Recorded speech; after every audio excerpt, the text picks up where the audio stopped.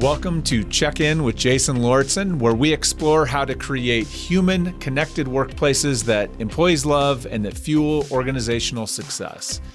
Each week, I invite someone who is leading the way in this work to join me for a conversation that will help educate and inspire you.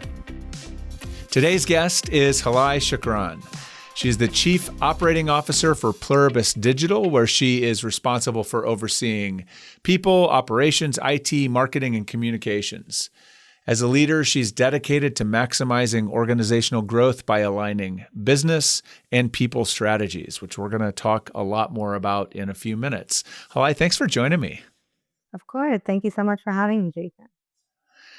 So let's start by getting to know a little bit more about you. And so I'd love for you to share a little bit more about both your organization and the work that you do there, if you would, please. Sure, I'm happy to. So I've traditionally been in the HR space for about 15 years. Had a little bit of a career transition 15 years ago, which brought me to my current role. Having that HR leadership experience kind of elevated me to the CEO role at Pluribus Digital. We are a digital services firm supporting the federal government space. So a lot of the contracts that we obtain through the federal government or from the federal government have been rooted in like modernizing legacy web architecture with public-facing applications and that sort of thing, both internal and external facing applications. So the work is rooted in technology, but in a little bit of a different space than I've traditionally been in outside of the commercial side, really supporting the public sector. So I want to hear, I always love hearing people's origin stories. And I know you have an interesting origin story as to how you found your way into the work of HR first. And then I'm going to want to ask you about kind of the transition to a broader role. But what is your origin story? How did you find your way into this work? I never thought I'd be in HR. I think like falling into HR is what you hear from a lot of HR professionals. So I don't think I'm too far from the norm or straying too far from the norm in that regard. I essentially was an English major, sociology double major. I thought I would become a broadcast journalist. I mean, I thought I would be moving media markets every 1 to 2 years to make it in the larger media space and really be in front of the camera. I thought I would be doing sports journalism first and foremost, but anything in the realm of broadcast journalism I was interested in. I think when I got into it, I did it for about 2 years and realized I don't want to move every 2 years. I don't want to restart my life every 2 years in new places and new locations with new people.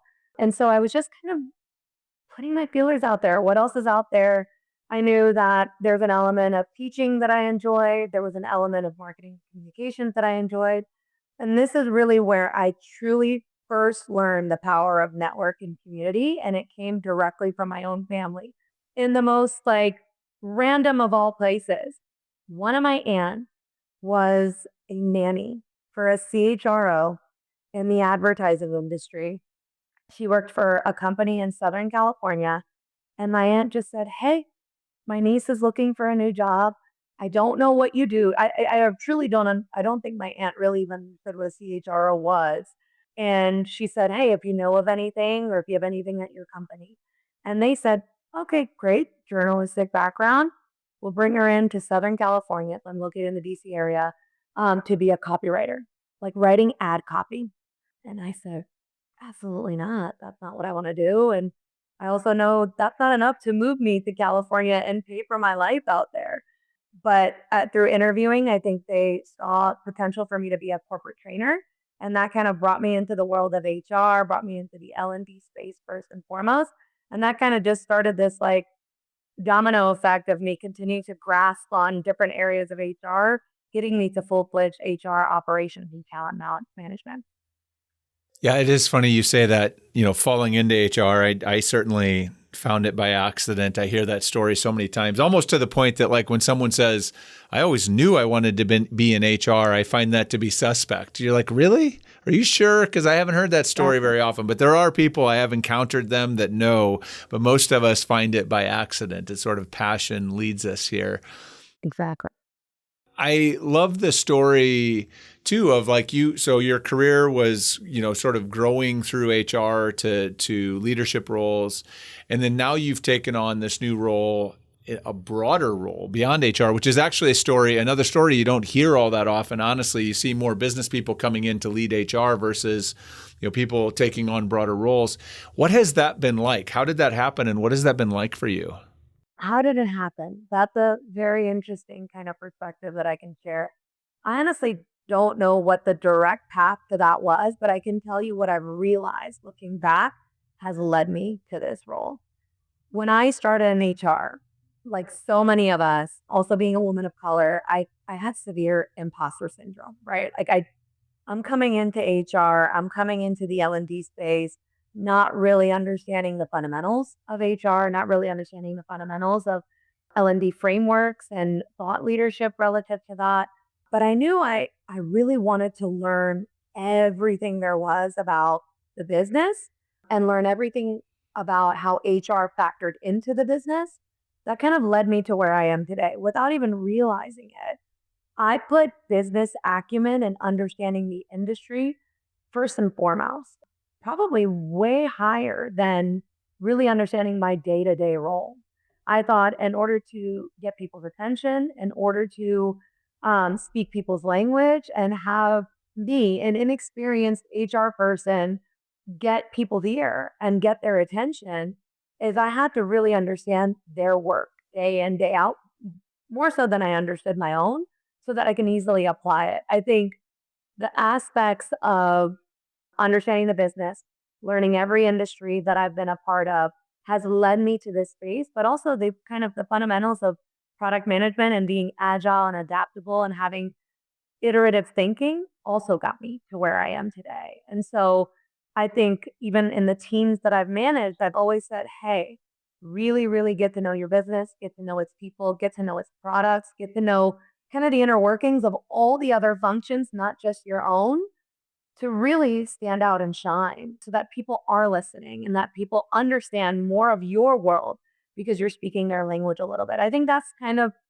what's kind of led me indirectly to this space and really looking at data. I think one of the things that I've heard feedback on, I probably wouldn't be able to say this on my own, but some of my leaders and even my CEO today has told me that I've been able to speak her language and I've been able to translate things to the bottom line and really say this is why people strategy matters. And I've been able to talk not just about HR, but talk about how marketing plays a huge factor into HR. Finance plays a huge factor into HR. That's allowed her to see me as her second hand. I see me as the person that, she feels comfortable handing business decisions down to in her absence. And that naturally carved a path for me. I think those are things that are a little bit unseen, but one, it takes a little bit of reflection on your own part to understand where you fit in and how I got to where I am today, but also some feedback and recognition from the leaders above me that have given me, I've always said, like, I wish I got an MBA, but the recognition and the feedback that I've gotten from business leaders and mentors and coaches is that you get it without having that MBA. And that's what I think has led me to this point. So today, in the role that you have today, you get to have your hands in a lot of different things. What would you say? What is your favorite part, or what do you love most about your job today? The one thing that has been the bane of my existence, especially at a lot of small companies, because I think you get so narrowly focused and essentially sometimes you're drowning at smaller companies in your own functional area that obviously we all know when silos happen and what silos can potentially do to the business. I think having the CLO role, you want to understand different aspects of the business, but in this seat, you actually have ownership of different aspects of the business and where you try to thread the needle and create opportunities for cross departmental or cross functional collaboration to really impact the bottom line. You now have at the seat at the table and can actually drive the business towards some of those organizational outcomes where silos cannot exist. You force departments to interact with one another. You force them to have OKRs that apply to one another and KPIs that impact one another. So I think that ownership piece really does go a long way. Right now, finance still reports to our CEO, but we have such a strong relationship where I don't see that as being detrimental to me in my role. But those are things that I think you start to realize is that you try to move the needle, but once you have a little bit of ownership and can really delegate tasks and kind of encourage that interaction and collaboration and force it a little bit is also where that title and that role make a huge impact.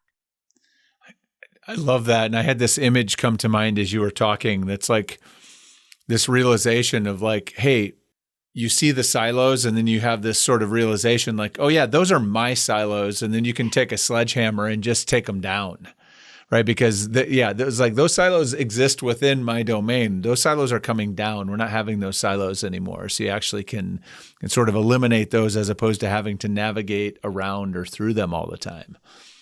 I love that. So, all right. So let's dig in. I know one of the things that as we were kind of prepping for this conversation, we were talking about a variety of the different things that you're doing. And I think I asked you some question along the lines of like, what do I like to talk to people about the things they're most passionate about or kind of what their strengths or superpowers are. And one of the things that you told me you felt was, and I think it just reflected in how you answered that question, is one of your strengths is aligning people to business strategy and business strategy to people. And that really stuck with me because when you said that, it's like, oh, well, that might sound like the same thing to people listening to it casually, but it certainly is not. And so I'd love for you to start by sharing sort of what is the difference between those two things? How do you think about that and how has that showed up in your work? It's interesting to your point about people thinking it's the same thing. I think the visionary kind of thought-provoking HR leaders may see it as the same thing, but I think where HR leaders potentially falter is not understanding that not everyone sees it that way. So being able to embody storytelling and embody kind of how you translate what you do day in, day out to the business and downward to its people is the missing component of everyone seeing business strategy as aligning to people strategy and that being the same thing, right? There's that storytelling component that's missing. So when I think about business strategy, I think of business results, right? I think regardless of what functional area you sit in, whether there are revenue targets, where there are customer base and expanding that, whether it's an element of employer branding and our positioning in the market, that translates to business strategy and business results, that knowledge base or those data points or those KPIs are the same, regardless of what area of the business that you sit in, right? That's what I think of when I think of business strategy. It's equivalent to business results.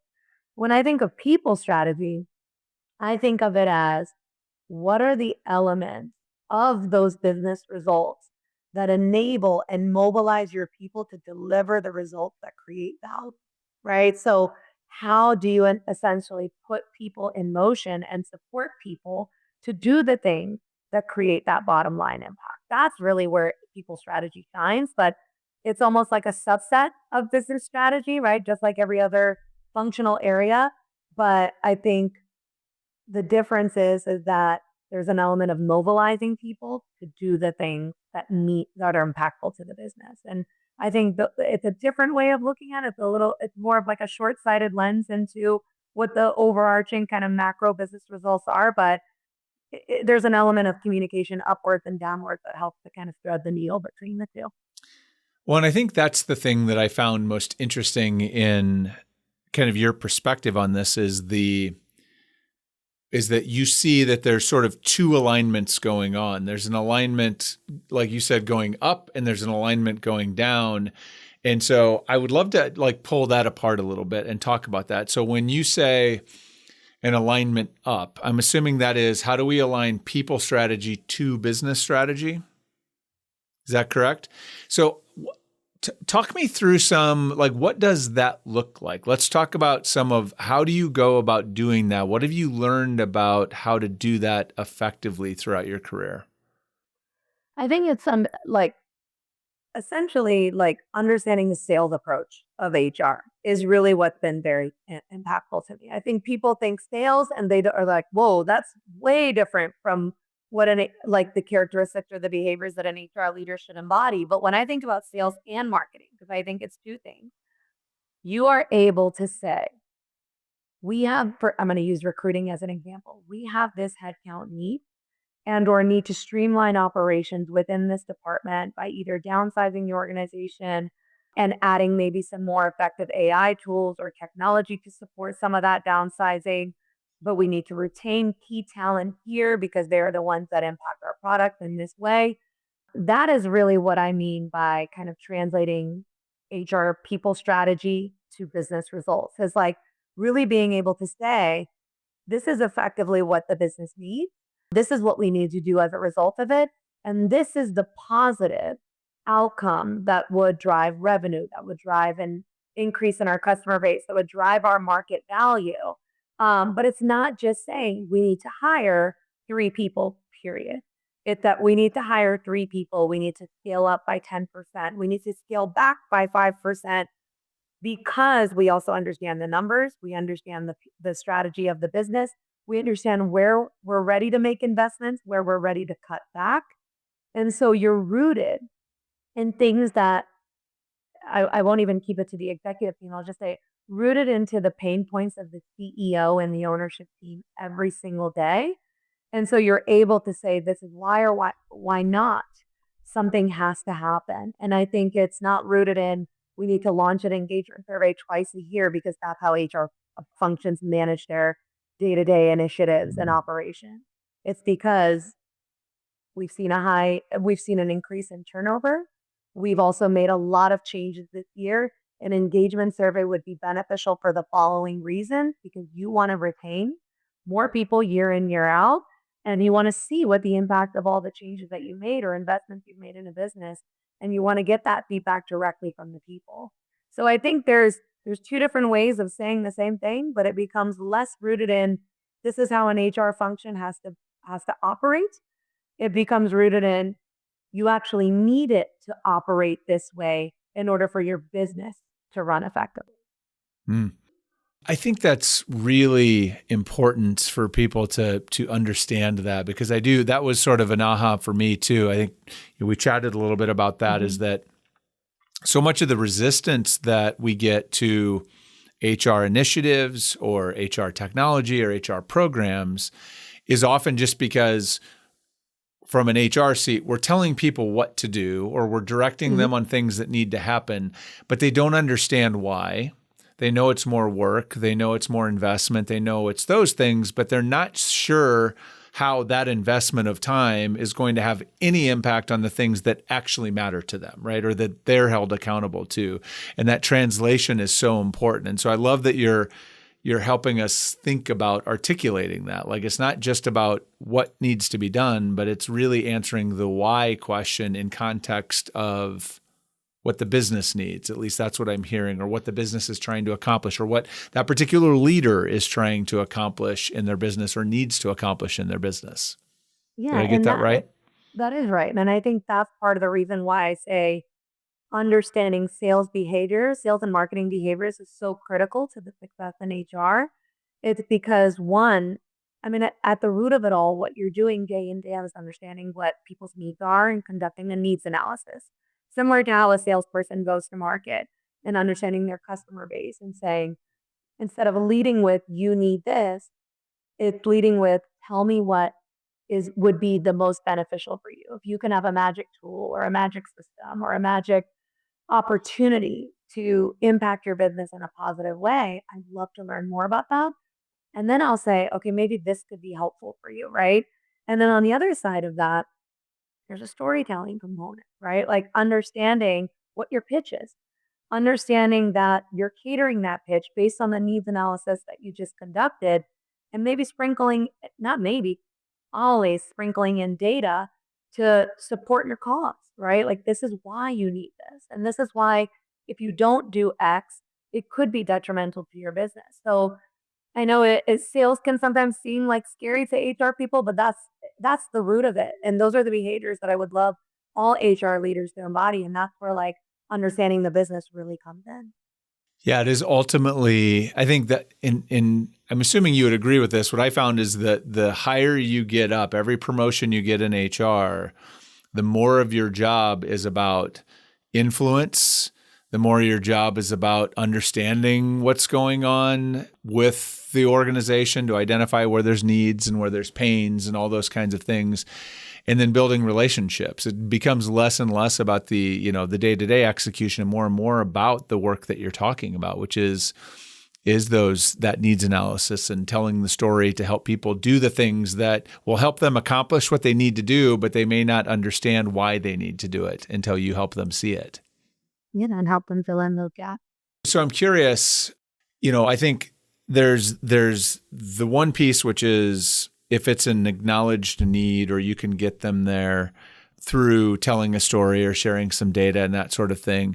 I'm curious what you have found in terms of maybe tools or approaches that have been helpful when you have maybe a group or an organization, a group of leaders that are resistant, that don't understand, or that even when you tell the story or you show them the data, they're still resistant. How do you approach that when you're pretty certain that this is something that, it's a real need, it's a real problem, it needs to be addressed? I'm curious how you respond when you run into the objections or you run into the resistance to what you think needs to be done. Listen, you're always going to have people that don't understand it and aren't going to go your way, per se, right? And I think the more senior you get, it's understanding that you don't want every single win, right? Because there's an element of placing yourself in the overarching business strategy and understanding that, a priority is a priority for a reason, and not everything can be a priority. So that does translate to some kind of frustrating moments when you realize that, I think this is going to be very beneficial to the business, and why aren't people hearing it? How many times have we said a thing as HR leaders and then we have those moments where we're like, I told you so, like a year or two later, right? But that's okay. I think it's okay for businesses to miss the mark on certain things, to not invest in certain areas at different times. But I think what's been the most helpful for me is understanding those business cues, right? Like, when is something really a priority? I think, companies have certain companies follow the model of OKRs and KPIs or MBOs. And I think there are a number of different ways to track progress in an organization, whatever it is that is the method of tracking progress and tracking achievements in your organization. Really zero in on that and understand how to set priorities. I think that has been very, very helpful for me, because that is when I truly will either stick to my guns and essentially say, this is the battle that I'm picking, and I need people to understand the why. But also it helps me understand probably not the battle that I need to pick today.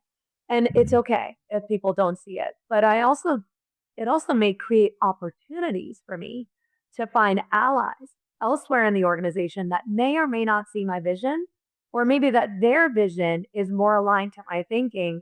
And I may jump ship and try to kind of follow suit on some of the initiatives that they're leading the charge on, to say, this is going to somehow, some way impact my work as an HR professional. So I'd rather kind of move the charge or move the needle forward with other leaders that get it and start to build a unified story versus it being a siloed story from my perspective of people strategy. Everyone has people, every department has them. So in some way, shape, or form, every department is aligned to people strategy, but it may be a different way of doing things. So that's number one in terms of building allies and finding other leaders that understand your vision. That's one way that I get through that. But the other way is the mechanism of goal setting and setting priorities and finding those like high impact, low effort opportunities. I recently shared this with somebody. I think we get stuck on as HR professionals that like, this is important because, but it's honestly, I don't have many people and the resources and the systems to support me. But I know if I can move forward this, it will create a lot of impact and it'll be minimal effort. And it's the small wins that get me to the long-term strategy that I want to build, or the opportunity that I want to build, and really focusing on some of those things. Because the more senior you get, you also may get stuck in lofty ideas and big picture thinking, and we lose sight of day-to-day execution. So where not everything can move forward, at minimum, what you can be doing with your teams and working across departments on is how do we continue to like have those short-term wins that continue to move the needle forward, and we can revisit next quarter in 6 months or in the next year as we set priorities for the business. Yeah, that reminds me of I've seen so many people over the years that were so wrapped up in whatever the solution was that they thought was the right solution. And when they get resistance to it, they just like they ultimately they bail on it, and then they get sort of defensive or angry about it. And in the midst of the conversation, they miss that they had an opportunity to seize like a support for a 50% solution or a 75% solution. Like you can get half the way there. There's a piece of this that they're not ready yet to approve or whatever, but you got this chunk, but they'll, sort of bail on it or say they'll sort of bail out completely on it because it's all or nothing. And it's like it's never all or nothing, or at least very rarely is it all or nothing. So it's also, I think, I would say in addition, it's just paying attention to the signals that you're hearing too. Because sometimes you'll get approval for 80% of it and it feels like you're a loss, but it's actually like it's a win because most of it, they just agreed to do a majority of the things you asked them to. It's just one piece that you're attached to that they didn't. And so there is a nuance. There's definitely like just paying attention, I think, to getting as much win as you can. And I think that's a fair point. I think it's also speaking to those cues and those signals. What I want HR professionals to hear and why they potentially have this path available to them as well is that I think good leaders embody some element of empathy and resilience and a high understanding of emotional intelligence and EQ. So leveraging that as an HR, I mean, you empower your leaders and your people with the understanding of how EQ impacts the workplace and how it supports people and how it drives the bottom line.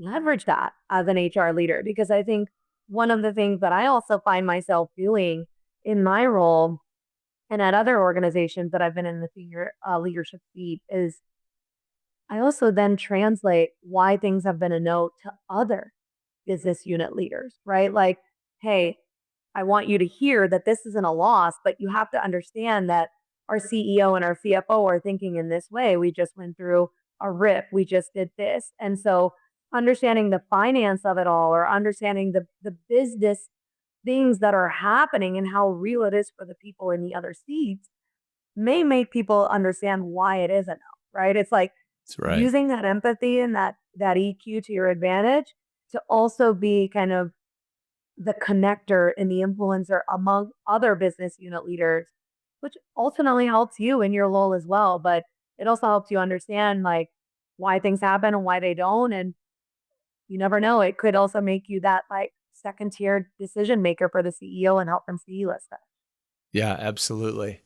So you said, I think we talked a little bit about aligning up, right? This was aligning people strategy to business strategy and business results. You also talked about aligning business strategy to people strategy. And I'm curious what that process looks like for you as you think about that. Like, let's reverse it and talk about what that looks like. Sure. I think at the root of it, it's empowering your HR teams with the ability and the space to learn about the business, right? So whether you're an HR VP in the standard like centers of excellence model, it's immersing them into the business and giving them the room to say, go to your engineering meetings, go to their stand-ups, understand what they're and that's just one example, right? But understanding what they do day in, day out so that you can support them from all aspects of talent management.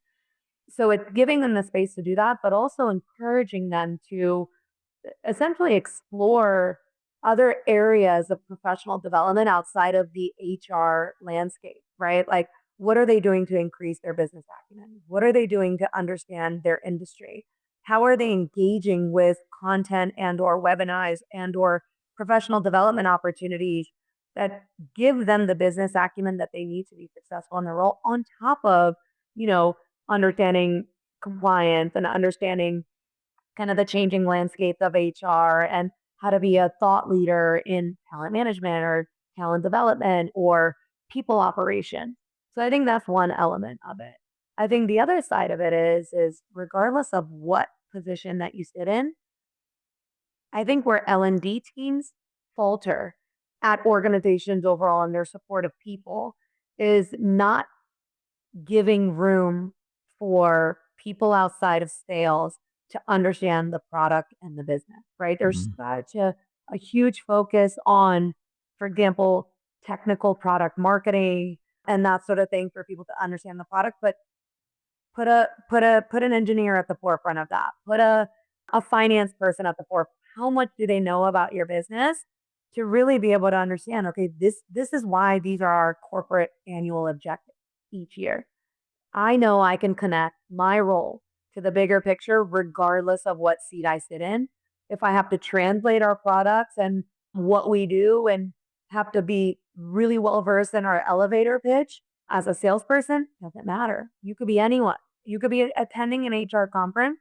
You can be attending a accounting conference, and you should be able to speak to your business. I think that is outside of OKR setting and that sort of thing. I think translating it down to people is really investing some of that business acumen and business industry training within your L&D team so that everyone out, not just sales and marketing, are equipped with that know-how and knowledge is one of the key aspects of making sure that it translates downward. This makes me think of another great example, I think, of what you're talking about that I know this was something I've personally failed or fell short on as an HR leader, is that I personally wasn't invested enough and I didn't encourage my team to spend enough time kind of out in the business. Like we would learn the business up here, but we didn't feel the business because we didn't get out in it in the way that we should have. And I just recently was at an event and there was a panel and they were talking about different things they did. I don't even remember what the context of the panel was, but they were describing how important it was that they stay connected to their business and to their customers. One of the companies on the panel was a senior leader from Raising Cane's, the restaurant Raising Cane's. Mm-hmm. And they were talking about how like they have an expectation. I don't know how high up in leadership or if this is for all leadership, but they are required to spend a week each year working in a restaurant. Like sitting there and observing, but actually working, doing cashier work, cleaning the bathrooms, doing all of it so that they're face to face with customers, they're face to face with how the business works. And then there was another group that was an education group that worked, I think, in somewhere, early education, supplemental stuff, and they have a requirement for the people to go out and sort of work on site with students and I got to thinking, I'm like, that's really something super important too. Not every business lends itself to that, but certainly to the extent that your people, and especially in HR, can get out in the business, experience customers, there's something too, that magic that happens then too, in terms of their commitment and their ability to translate what they're doing back to the people that they support and work with. I think that's really important. So I just add that on top of even knowing the product, but also if you can get them with customers too, or the people you impact, patients, whatever it is, I think that also amplifies the impact as well.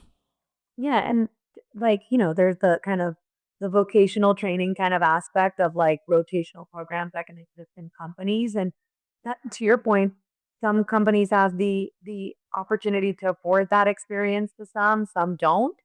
But I've done this. I mean, I can say like, oh, I would accept every lunch and learn, and say I would log in and again, like rarely would I pay attention. It was almost like the task of like accepting an invite and just like showing up, but not being present was not helpful at all, right? I thought I was doing a thing, but I really wasn't. And so being able to translate that downward to say, hey, when I attended a lunch and learn by our engineering team, explaining kind of how many terabytes of data they process and how impactful that is to the technology that they're building, helped me understand really what that person's workload was every single day. There's that aspect of it. I also like in the government contracting space. This is the first time I've been in government contracting, right? And when I first started, I didn't understand clearances. I didn't understand how long they took. I didn't understand the paperwork. And that is a tough sell for candidates that are actively looking for work, hey, not only are you actively looking for work, but when I make you an offer, you may not be able to start until 60 days out until you get your public trust clearance. And it's great because no one has to wait for a secret or top secret clearance at our company. We only do work with public trust. So that makes it a little bit easier, but still a tough sell. But I essentially put myself through that process, even though I didn't need it in the seat that I was in, Yeah. up into a certain point to just really be able to answer questions, not only for the candidates, but also for my fellow team members that work on the outskirts of recruiting and Yeah. saying, you have to understand why I need to make their start date X date, or you have to understand why we need to set them up in good time after they get their clearance or their ability to start. So it wasn't just a beneficial to me in recruiting. It wasn't just beneficial to my teammate in HR, but it's just beneficial for me to translate that opportunity for others that aren't billable, don't need a clearance, but support back end headquarters operation. Mm. Some great helpful stuff in there. If you are, thinking about really trying to build that both alignment, but probably you're like to dial up the impact of your HR strategy on the business or your HR efforts on the business. A lot of what you just described is really, I think would help a lot of leaders fill that gap. So I really appreciate you sharing that perspective. It's really, really good stuff. So I have a couple questions for you. These are questions that I ask all the leaders that join me. And one of them is, what is a big challenge or obstacle that you are struggling with at work right now? That is a loaded question right now in the government contracting space. So I think you and I spoke about this when we were connecting and kind of preparing for today. It's tough. I'll say that. The challenges are all around us. And I think it's tough because in the general sense of government contracting, and this is kind of what we share with our people or anyone that is outside of this space, is every administration brings its own priorities, brings its own kind of perspective or the platform that they ran on. And so we naturally know that, after a new administration comes in, those priorities will start to seep out over time and may have downstream effects to the work that you're doing, downstream effects to the contract that you're on. But, this is a lot different than previous years. Mm-hmm. And so I think it's a lot different because things are happening fast and furious. And there's a lot of impact to people on the other side of the aisle. So our Fed partners that help us do good work on contracts. And there's an also element of, we work very hard in government contracting to make sure we're not a staffing agency, right? Like we are a company that supports people, that supports their career path. And what we want to do every single day is ensure that the culture you experience on the contract that you're on and the culture you experience at the company is not too far apart, right? They're essentially streamlined. But right now, we're in a little bit of a space where we are working a little bit more on a separate basis, right? It's Sure. it's how do we support our Fed partners? How do we continue to do good work and deliver the results that create value for the federal government and supporting key customer missions? But it's also supporting our people and making sure that they feel safe, making sure that everything that we embody as an organization and our principles still ring true to our employees. But part of that is also actually, our employees have supported us very much so. They've been super patient on helping us navigate these changes and kind of bringing information back to the organization. Is that they understand that there's a little bit of a kind of a bifurcated culture approach right now, and we're trying to figure out at what point do those cultures align for the betterment of customer missions and the betterment of our people, and that we are still a workplace that does all the things that we say we are, and it still embodies all the principles that are not just words on a website. It's really truly who we are and how we live, eat, and breathe every single day. But it's a tough time right now, because we're all every single day trying to figure out what are the changes that are happening, Mm-hmm. tracking those changes. But I think at the root of everything is transparency and communication. I feel very comfortable and happy with how we've been approaching it. And it's really bringing people along to say, hey, we're doing the same thing you are and navigating some of these changes. And we hear you and we see you and we want you to feel supported. And we would never make you do something that you feel kind of morally, it is completely against your morals, right? It's Yeah. continuing to encourage that speak up culture, but also understanding that we're kind of threading this line of we don't know what the implications are, the downstream Yeah. effects on any given day, but we'll make sure as soon as we know about it and what the implications are to you, we'll keep you abreast of those changes. Mm. Thank you for sharing that. It's, I think, just a great example of what good leadership looks like in times of mass uncertainty. And you are facing a sort of, it's like black belt level uncertainty in your world right now. And so I can't imagine what that's like. And I appreciate you sharing how you're navigating that, because I think it's a great example for others to talk about. We could spend probably another hour just unpacking all of the challenges that you're facing right now. But let me just say this as I transition, is just best of luck, right? Force be with you, because I'm sure you need everything you can get as you're navigating through that. I hope things stabilize in some way soon. Thank you. I appreciate that. So last question, let's anchor in hope, a hopeful kind of send off here. So I love asking this question just to kind of see where your mind goes on this. As you think about work 5 years from now, work broadly, what do you hope will be different about work in 5 years than it is today?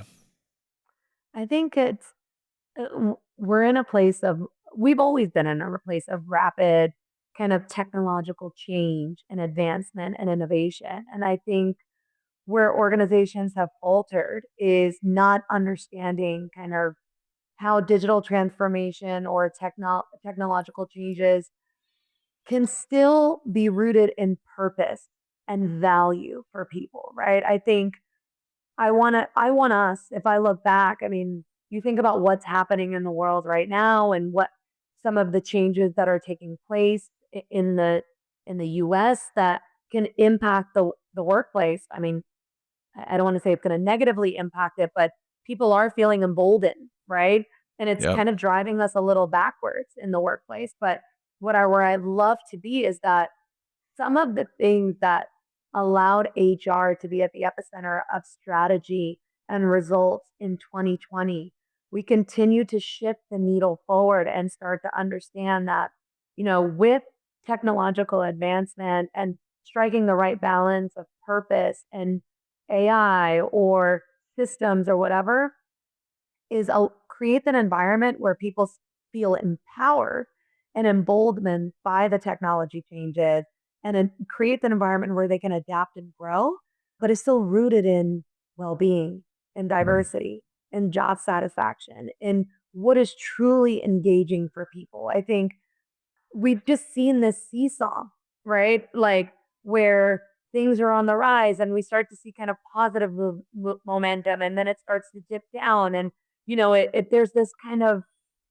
I'm going to use the word again, but there's this bifurcation of like bottom line profit and supporting people when those two things go hand in hand. And so where I'd love to get to in 5 years is that there is a big understanding that you can't have one without the other, and that it is rooted in purpose and value and mission. And if you stay the course there, then technology advancements and AI and everything can come along with it. I mean, that sounds like, at this point in time, it sounds like a pipe dream, right? Yeah. It's like, can that really happen alive? Because are we going to constantly be in this state of seesawing back and forth? But ultimately, that I think all leaders will be able to thrive and businesses will be able to thrive if there is that true understanding. Is that in 5 years? I hope so, but we'll see where we are. I hope so too. Well, here's we're right at the end. So before I let you go, I have to ask you one more thing. I like to do a quick checkout. So here's my checkout question for you. In one word, how are you feeling as we wrap up our conversation today?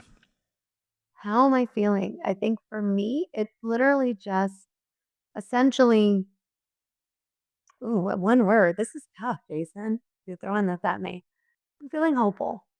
And the reason why I say that is because the more I can do my part in showing HR as an effective business unit and the reasons why HR leaders should be elevated to having a seat at the table and considered for roles beyond just senior people roles allows that vision that I talked about in 5 years to come to light. I think if I can share my story and I can kind of encourage kind of thought leadership around business acumen and understanding of business, then it does make me hopeful. And that's kind of where I am in the call today. So thank you for giving me that Yeah. feeling or that Yeah, thought. leading listen, in.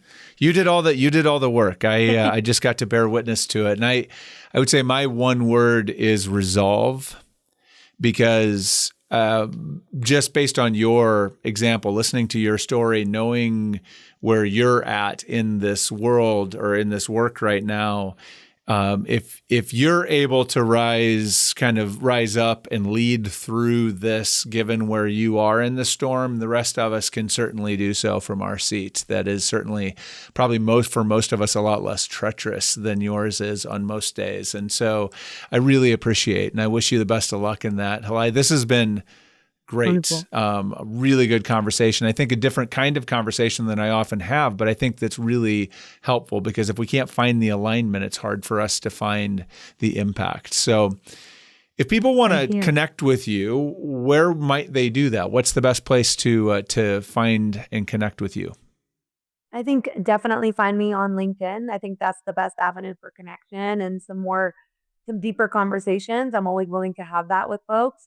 And then I'd also encourage folks to learn more about our business and what we do in the government contracting space. That could be kind of somewhere on the outside of the periphery for folks, but definitely check out the work that we do as well.